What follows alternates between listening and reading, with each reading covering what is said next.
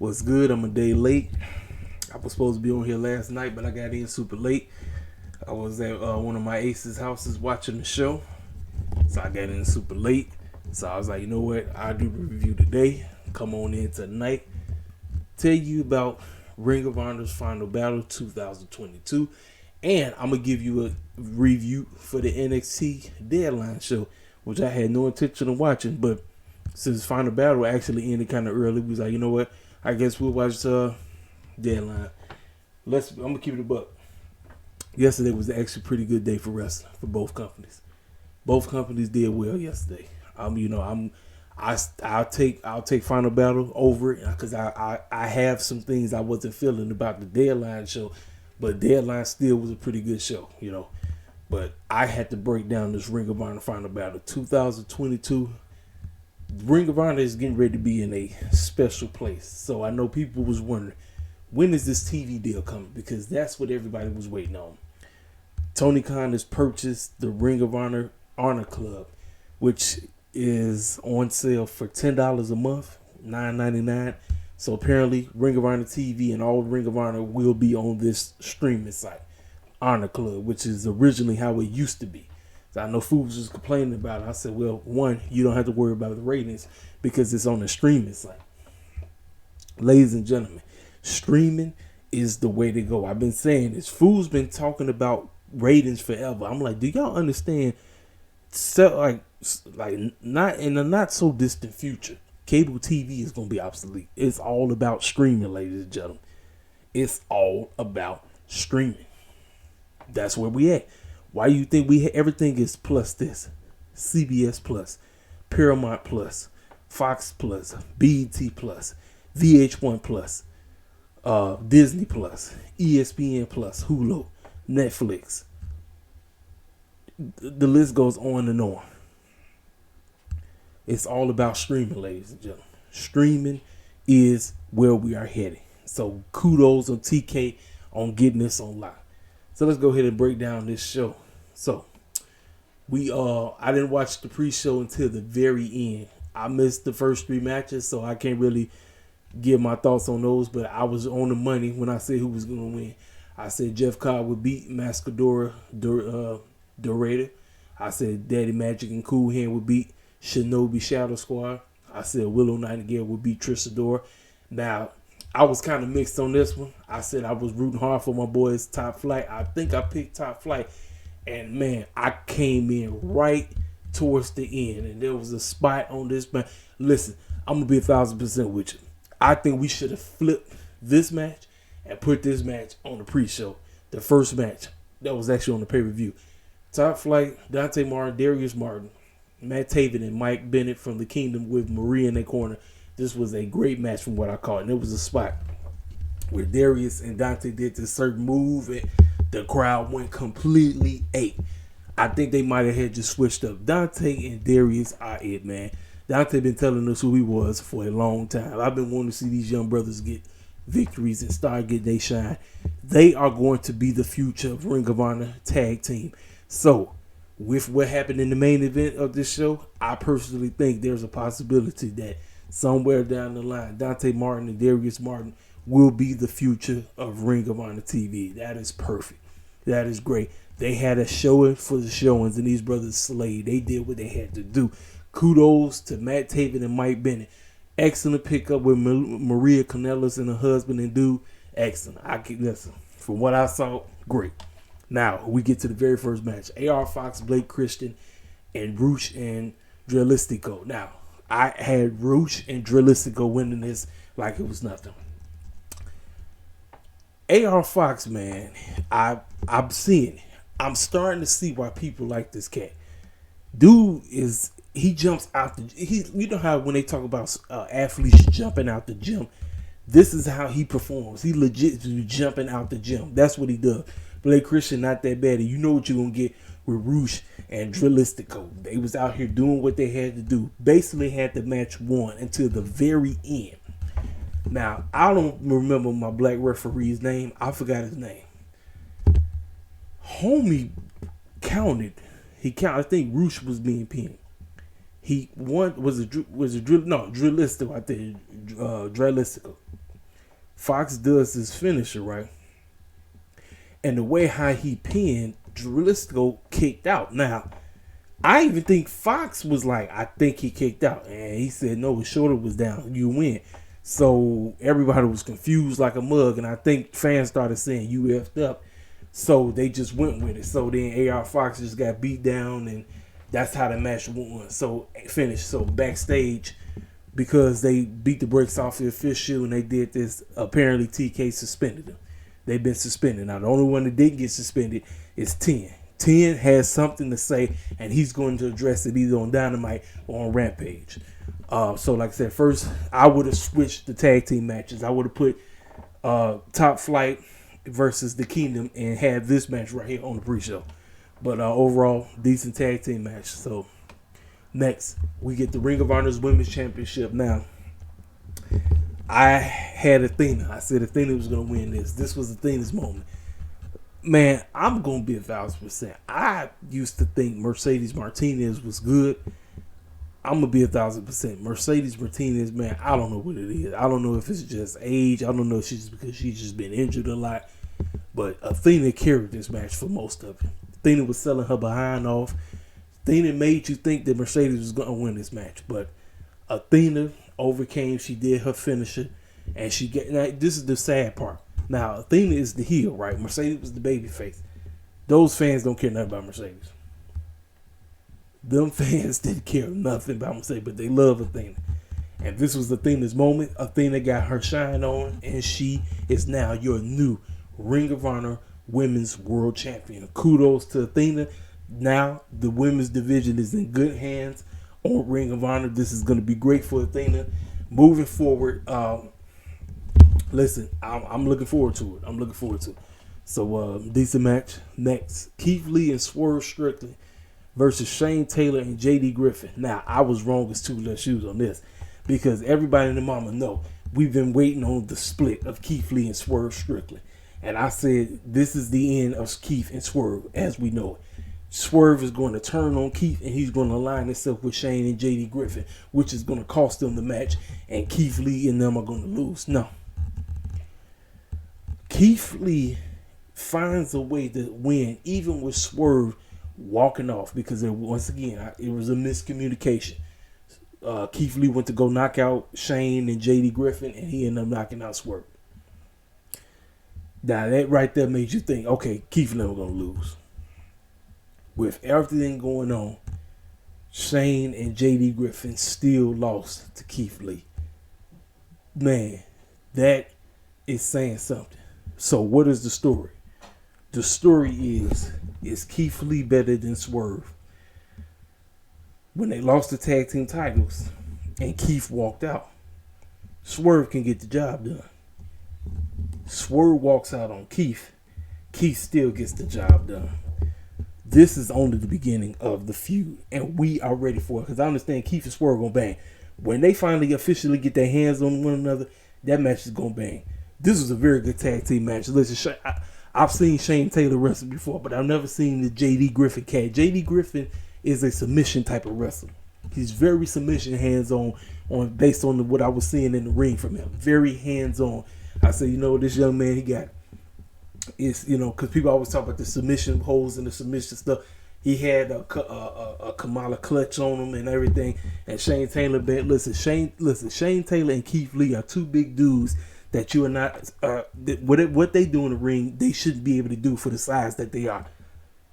Excellent, man. Keith Lee and them win. Great storytelling. I'm ready for the feud. I'm ready. This is going to keep burning. And more than likely, this is because Keith and Swerve are AEW superstars. It's going to transpire on Dynamite television. But eventually, they're going to move over on Ring of Honor when the Ring of Honor TV show comes. TK said that announcement will come next year. But like I said, overall, very good tag team match. Next, we get the 6-man tag team championship match. So this is Ring of Honor's version of the trios titles. It's Dalton Castle and the boys versus Brian Cage, Khan, Toa Leona with Prince Nana. They are called themselves the Embassy. That's what they call themselves. The Embassy. That's what it is. And or Gates of Agony. Embassy, Gates of Agony, whatever you want to call it. I said Brian Cage and them was going to get it because Dalton Castle and them, they done what they are. They over like a mug. We're trying to establish Khan and Tora Leona and Prince Nana. Brian Cage is over by himself. Some of us we're not familiar with Prince Nana and them, and Khan and Tora Leona are new cats just coming to the game. I said they was gonna get these trios championships because we need to establish them, and they were the rightful people that went over. I know people was mad and people was upset because Dalton Castle is as goofy as this gimmick is. I call him. He looked exactly like Ozzy Osbourne, but with an androgynistic gimmick. And then the boys run around there, the two brothers. I forgot their names, but I knew it. I said they're not gonna win. They ain't. And sure enough, with all the shenanigans that was going on outside the ring, inside the ring, I said, look, they're gonna lose. They're gonna lose. And sure enough, one of the boys ended up getting the move done, and it just wasn't enough. They lost. So we get a interview backstage. Top Flight was being interviewed, and Daddy Magic and Cool Hand came out the woodwork and interrupt them, talking about who you young bucks think you are. You're nothing. And they said, so with all of them talking smack, Top Flight basically beat the brakes off of them, and they all end up coming out there with the fans, and fans going crazy, going nuts. So as of right now, we have the feud of Top Flight dealing with Daddy Magic and Cool Hand. So more than likely, Top Flight is going to be beefing with the JAS Society because that's exactly who they are connected with. So I'm cool with that. I don't have a problem with that. I don't have a problem with that at all. Yeah, said all that. So now we get to this match. This is the third match between Wheeler Yuta and Daniel Garcia. I had DG winning because of everything that transpired on Dynamite. I was like, DG got this on lock. DG got this on lock. Man, it was our wrongest two left shoes. DG and Wheeler Yuta gave us another banger. This is part 3. You know, let me tell you something, man. With the Ring of Honor, pure Ring of Honor championship rules, this is so close to what a real wrestling match is, like college and high school level. And what DG did from the jump, he basically made Wheeler Yuta use all his 3 penalty rope breaks that he had. So you had to ask yourself, well, because he used all of them up, how is he going to beat this man? He's either going to win based on the judges, because it's going to be a time limit, or he's going to have to find some kind of miraculous way to come back. And let me tell you something. Yuta basically used everything the BCC taught him. From William Regal to BD to Moxley to Claudio. They've all taught him, and he took parts and bits of what they gave him, and he used those things to get back on DG. And not only did he do that, but he came out successful, and he is now your 2-time pure Ring of Honor champion. And I'm going to say this was an excellent match. This is what you call old school wrestling, straight out of college, straight out of high school. That's what they did, and they told an excellent story. So after the match, just like all the other matches, Cass was supposed to shake hands. He reached his hand out, and you know how he did. He flicked him off, then just gave him the title and walked off. So as of right now, the beef is over for right now. We're going to move on to something different. So I'm cool with that. Good match. Ladies and gentlemen, match of the freaking night. Now, I tell y'all all the time, when blood calls for it, you do it. And because they had a doggone dog collar match, you knew the blood was going to shed in this one. This is it. This is part 3. This was the trilogy. Briscoes, FTR, Ring of Honor World Tag Team Championships. My goodness. They murdered each other from the jump. This is why I'm like, Time Warner, what the clown is wrong with y'all? The Briscoes are money. They are freaking money. You don't want them on TV? They are money, man. These cats are good. They are excellent. And then getting in the ring with the greatest tag team that's going on right now. They running the show. The best tag team of 2021, 2022. I mean, just moving. Dax and Cash, great. I mean, listen, I was on the edge of my seat the whole match.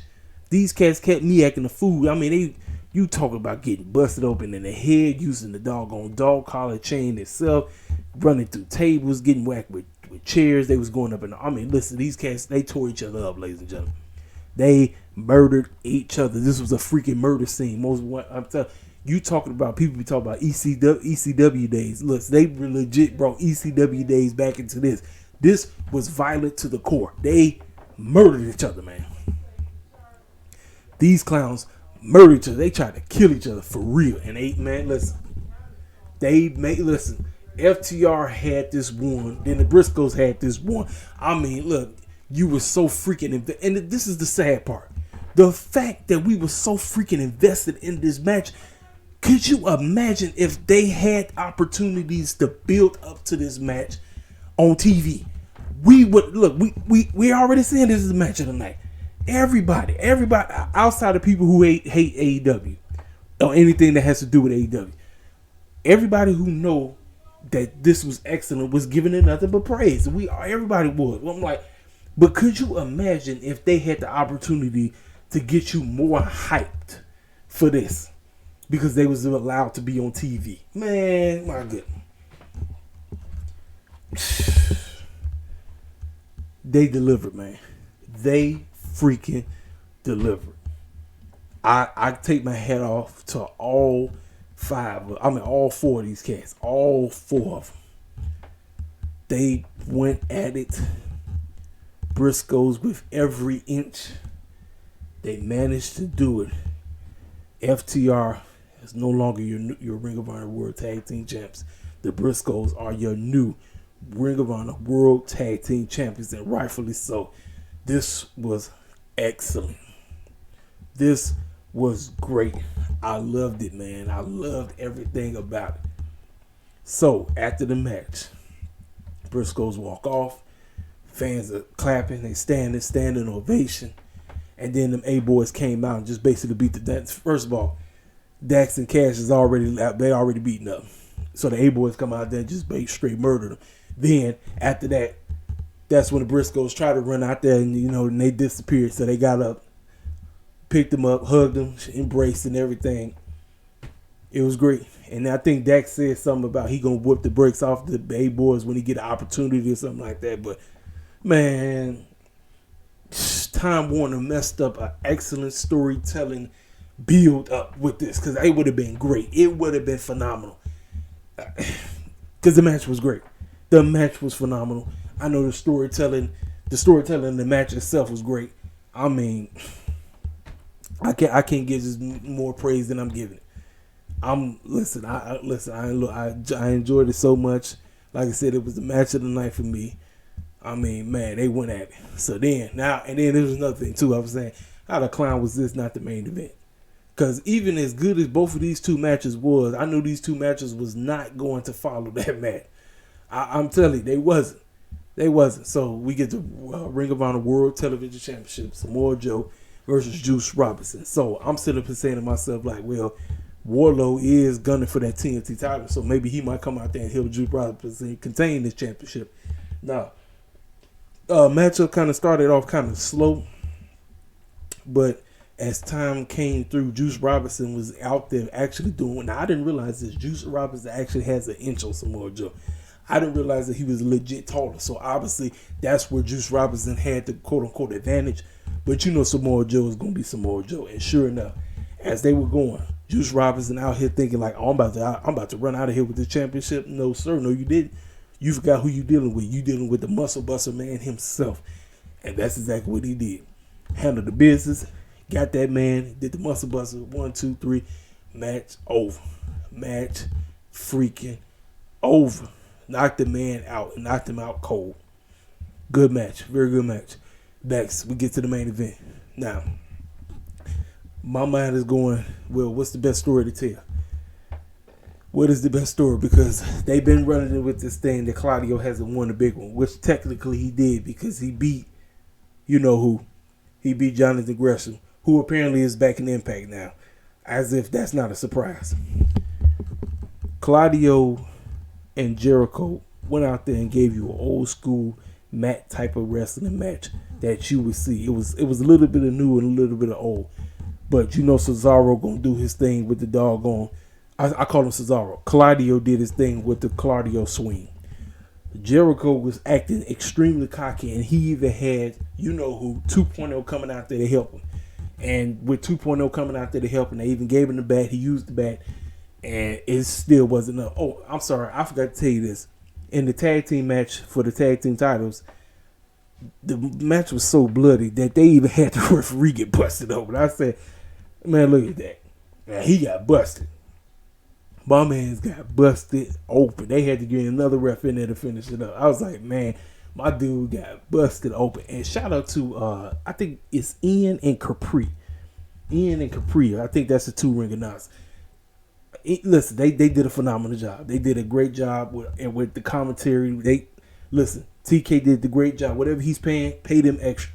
Pay them extra because they've been hanging in there for a long time. So salute to both of those cats. So fast forward to this match. Now, because Ian, he was so ticked off because of Jericho and the JAS, he's tired of him. He wanted Jericho to lose this match so bad. He was tired of it. And he played his part perfectly. He did his role perfectly. So as time going on, Claudio was looking like he's not going to win. Jericho's got the best of him. He's going to do what he's got to do. But Claudio did something, and I never seen somebody tap out like this. So Claudio got that man. So here's the deal. Jericho had him in the doggone walls of Jericho, but he found a way to get up out that thing. So then he got him in the doggone Claudio swing, and he was going around and around and around and around and around and around, and he went 33 times. And when he got to the 33 time, that's when Jericho tapped out. And it was a very clever way to tap out. You never seen something like that before, and I got to give TK and them props on that. I seen some clown online tap out. That was stupid. I'm saying, okay, so you telling me that you just gonna allow somebody to continue to swing you around, and you just gonna just let them swing you around all day long? He had enough. That's giving up. That's submitting. He made him submit because he was so freaking dizzy. Like, I got to get out of this some kind of way. Claudio did it. He wins the big one. Wheeler Yuta comes out. Jeremy Lin comes out. Jeremy Lin comes out to celebrate, and that's how we end the show. Final Battle was a very great show. It was a good show. I'm on the fence. I am on the fence. This may have possibly been TK's best pay-per-view of the year, possibly. It's a toss-up. Listen, TK, it's like TK being in a battle with himself sometimes. Are the AEW pay-per-views great? Are the Ring of Honor / New Japan Wrestling pay-per-view? It's like he be in a battle with himself sometimes. I ain't even talking about what WWE and them do. I'm just talking about a battle, because that's basically what it's about to be. TK is legit finna be in a beef with himself. Which roster is about to be off the chain? Is the Ring of Honor roster gonna be off the chain, or is the AEW roster? This man, he ain't even really got time to focus on what WWE's doing, because he's about to build up two companies within one. AEW and the man is controlling both companies, and he's gonna be quote unquote coming up with storylines for both. One word on the street is it sounds like he's got a writing staff for the Ring of Honor show. I said, man, it's about time. You need to get yourself one for the doggone AEW writing staff too, so that we can better these shows, because that's the name of the game. Cats be crying, complaining about the doggone ratings and crap. Get yourself a freaking writing staff that's gonna help you better and get competitive storylines, so cats gonna give a crap about tuning in to the show, because wrestling is not what gets people to tune in. Look, I'm gonna say it till I'm blue in the face. Hardcore wrestling heads are gonna watch wrestling no matter what. We can sit up and say stuff sucks, stuff is terrible, yeah. We are going to continue to watch regardless. It's the doggone casual people that you need to get in. It's about building your audience, not losing cats. You want people to care about what you're doing. And it's not a wrestling match that does it. It's a storyline that gets people interested. Yes, you can bring everybody and their mama in. It's a storyline that does it. What are you trying to tell said wrestling fans? Or why should we care? Why should we care about what you're showing us? Why? Final Battle was a great pay-per-view. I tweeted out, I said the final grade for me was an 8 out of 10. I might have to go up a notch. Might have to do a 9, but that seems to be a reasonable right there. So that is that. So now let's go ahead and switch over to NXT Deadline. So we kicked the show off. So we had, make sure I'm doing this right. So we had the women. Now it's called the Iron Survivor, which is pretty much a ripoff of what goes on in Impact. That's basically what it was. It was basically a ripoff of what goes on in Impact. So we had the Iron Survivor match with the ladies: Cora Jade, Indy Hartwell, Kiana James, Roxanne Perez, and Zoe Starks. The girls did pretty good for what it was. I'm not gonna lie, I was kind of feeling some way about Kiana James. Now, they did something in the pre-show with Kiana James, and it was one dude, I guess he likes her, but she was acting like she didn't like him and stuff. So I'm like, okay. So when they got in here, you had everybody basically getting wins. Zoe Starks got the first win. Then after her, Cora Jade got the next win. And then Roxanne Perez got one. And then Indy Hartwell, after she finally got up in there, she got one. So like I said, the rules is once you get pinned, you got to go into the penalty box. So Kiana didn't get nothing. And I was like, okay. And here's the deal. Now, one of the biggest notches against this dog on pay-per-view. Mr. Shucky Ducky Quack Quack sound like a complete circus clown. Dude, that's what made it so difficult to watch the pay-per-view, because he sounded like he was just sitting up there shucking and jiving, sounding extremely goofy on some real silly stuff. Now, this was a special moment for him because his pupil actually won. His pupil is Roxanne Perez. She is his student. And so even though she got her name was well known out in the Ring of Honor, she started off in Booker T's school. Booker T trained her. So without everything all said and done, Roxanne ended up getting 2 pins, and the clock struck 25 minutes. She wins. And Booker T, they in there broke down, laughing, crying tears of joy because his pupil won. So with all said and done, the girls actually did pretty good. So, but like I said, I was kind of feeling bad for Kiana because she didn't get any win. I was hoping maybe she can at least get one. But for what it was, for somebody who don't even watch NXT, I actually thought the ladies did a pretty good job. So that's that. So we move on to the next women's match. So this is a feud that got started because this demoniac chick came in beefing with Alba Fire. Now, I remember Alba Fire. She went by another name while she was in NXT UK. So now she's in NXT. And both of them is from Ireland. Issa Dawn is from Ireland too. So obviously, I guess this is like somebody who she knew from her past, but she came in and she basically stopping her flow because she been trying to quote unquote go up for the main title, but she can't because this young lady came in and basically put curses out and was doing all this satanic demonic stuff. I mean, when I saw they had the Ouija board and all this board jive, ladies and gentlemen, I understand fools be saying that you need this type of stuff in wrestling. Ladies and gentlemen, that worked for Kane and Undertaker. That worked for the Abyss. I'm trying to think for all the supernatural stuff. Now, I didn't watch the New Japan. I didn't watch the New Generation, but that worked for the Godfather, a.k.a. Papa Shango. That it worked back then. With this foolishness they trying to do now, it just looked very cheesy. It looked very cheesy. So the girls was out there doing work. They was having a pretty good match until she made the referee start coughing up some black stuff. And with that, she allowed herself to basically cheat, and she beat it. It's a Dawn beat Alba Fire. Match was solid, but all that cheesy, satanic crap, whatever, I was like, nah, I'm good. So, but like I said, the girls did all right. They did a pretty good job. So back-to-back great women's matches. So next. Now, they say that NXT is developmental. What the clown is New Day doing on here? This just shows you that they don't have nothing else for the New Day. And they trying to get a ratings pop in NXT. Oh, everybody know who the New Day is. Oh, let's have them come down here and take the titles off of a tag team who I really don't give a crap about. Now, the matchup itself was a very good tag team match. The spot in this match was when they all tried to do the Eddie. So, Pretty Deadly got the doggone tag team titles. And they tried to make it as if that the New Day was cheating. So then the New Day passed it right back to them. And then they threw it, and then the referee was like, what the heck is going on? So all of them basically was paying homage to Eddie. That was basically the whole spot of that whole matchup.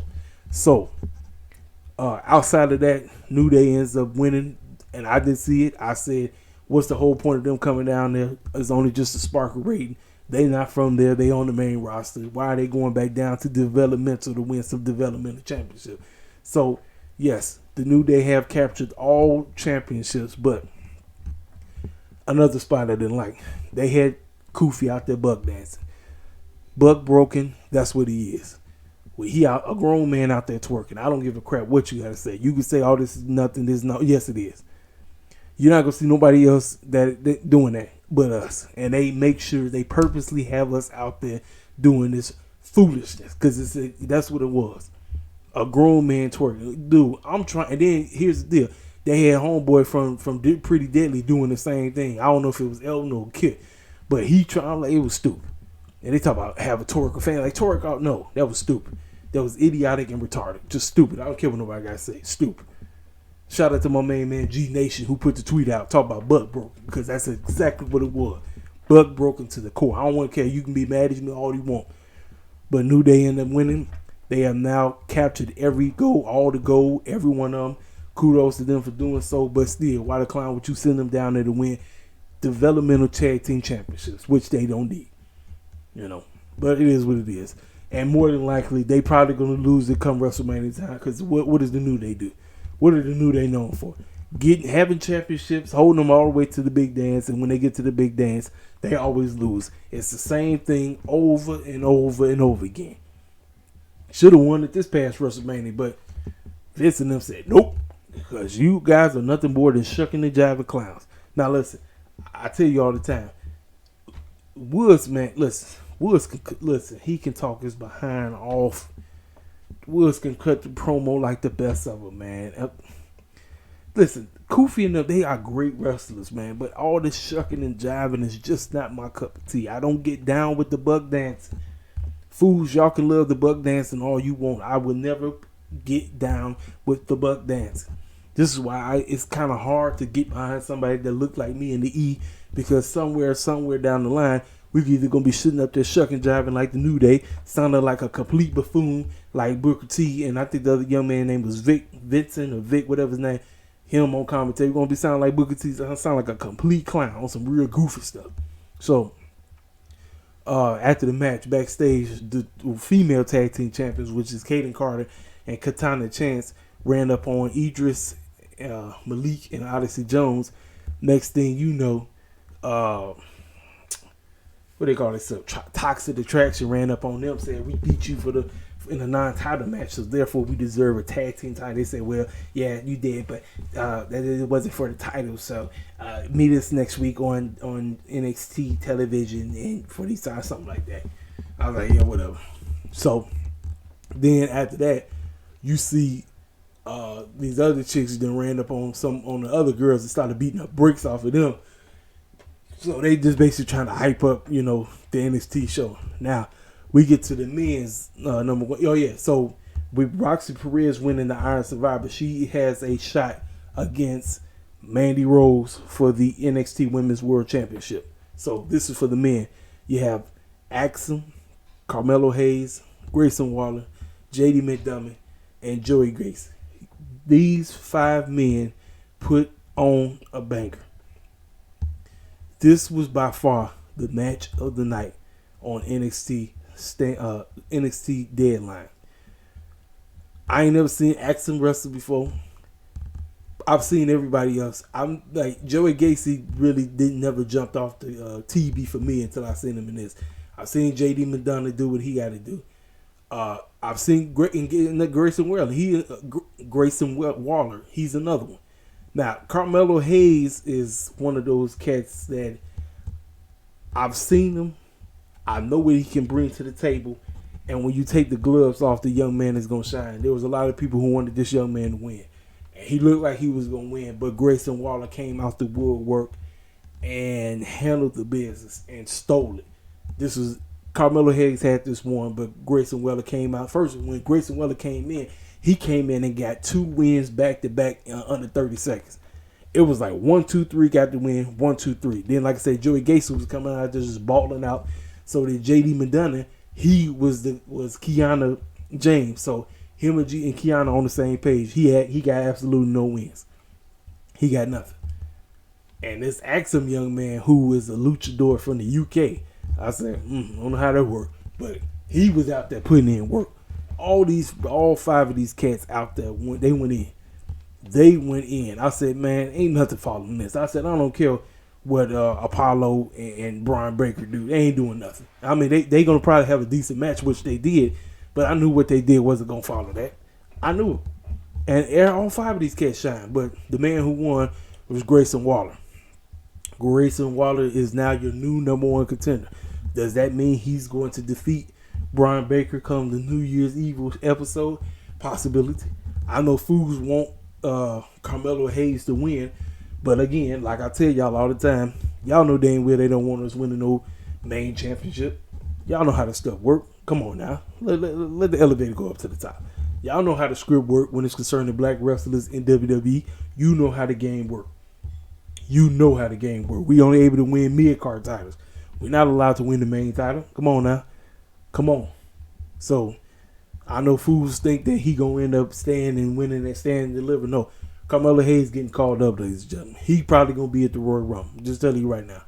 But Grayson Waller wins, and it's a possibility that he may be your next NXT World Heavyweight Champion. So, now we get to the main event. Oh, Drew Gulak, he actually had an opportunity to say something, and he just been there just to be there, man. He gonna be going against some dude named Damon Kemp or something like that. Damon Kemp is the brother to Gable Stevenson, who was hanging out with Kurt Angle on his birthday at SmackDown with the milk and all that stuff. Main event, NXT Championship, Apollo Crews versus Brian Breaker. I already knew what this was gonna be. I said, Apollo ain't winning this. Apollo not winning this, man. They just wanted you to think he was. You know, it's a shame the fact that there's only been 2 black NXT world champions. That is a shame. This company been in business almost 10 years, and Big E and Keith Lee are the only 2 that won. That's a doggone shame, man. That's a freaking shame. Shame on WWE on that bull jive. So. They was just out here wrestling. They were just doing submission moves and slamming each other around, frog splashing. Listen, they wanted you to think that Apollo was gonna win, but you knew he wasn't. You knew Apollo wasn't gonna win this match. It was like he was just out there just to be out there. This was just for Brian Breaker to basically get it. And I know I seen a lot of fans was upset. I said, y'all should listen. Y'all know how the script work. Y'all know how the script work when it's concerning WWE and us. Y'all know how it works. I mean, look, I don't even listen. Well, let me stop. I'm not even going to say nothing about that, but, you know, Brian Breaker wins. He gets the victory. So, right after that, after he won, Waller comes out the woodwork and lays him out. And so, basically letting everybody know I'm coming. I'm coming for this championship. So, like I said, it was a very good show. I'm 1,000% with you.